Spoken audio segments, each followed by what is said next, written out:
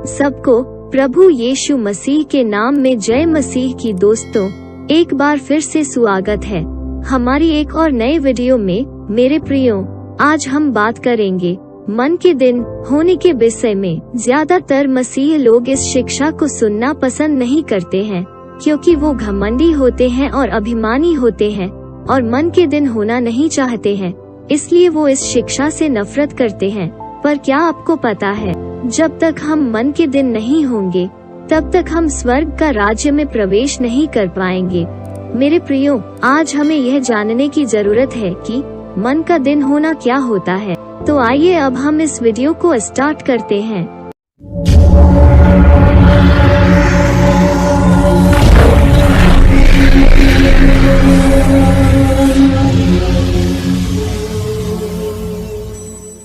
मेरे प्रियो, यरदन नदी पर यूहन्ना बपतिस्मादाता से बपतिस्मा लेने के बाद प्रभु यीशु ने अपनी सेवकाई शुरू की। वो शैतान के द्वारा 40 दिन तक परखा गया। उसके बाद उसने शिक्षा देना शुरू किया।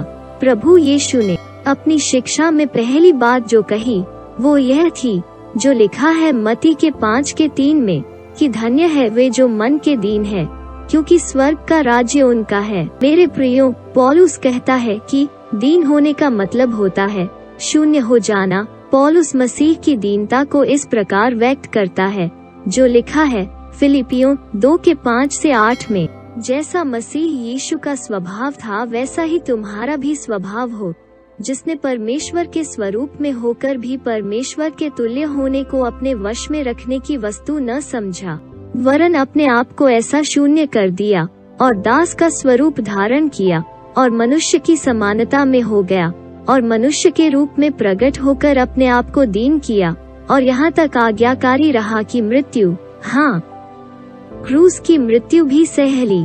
तो मेरे प्रियो, आप यहाँ मसीह की दीनता को देख रहे हैं। तो मेरे प्रियो, यीशु हमें समझा रहा है कि हमें मन में दीन होने की जरूरत है। मैं एक उदाहरण देना चाहता हूँ।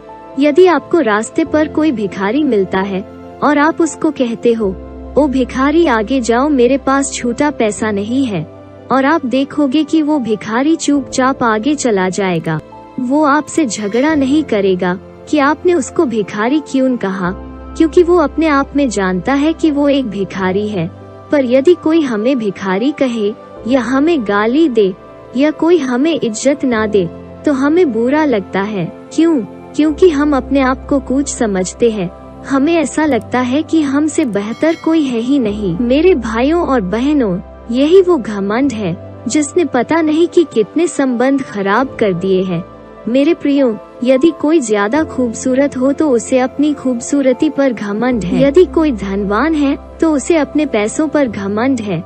यदि किसी इंसान के पास बाइबल का ज्ञान है तो उसे अपने ज्ञान पर घमंड है। यदि कोई परमेश्वर की आराधना करता है तो उसे अपने आराधक होने का घमंड है। यदि कोई पास्टर हो तो उसे अपने पास्टर होने का घमंड है। मेरे प्रियो, हर इंसान को अपनी अच्छी बातों पर घमंड है। पर मेरे प्रियो, हम यह भूल गए हैं कि यह सब देने वाला परमेश्वर है। क्यों हमें थोड़ी थोड़ी बातों का बुरा लगता है, या क्यों हमें लोगों की थोड़ी थोड़ी बातें दुख पहुंचाती है, क्योंकि हम अपने आप में एक बड़े आदमी है।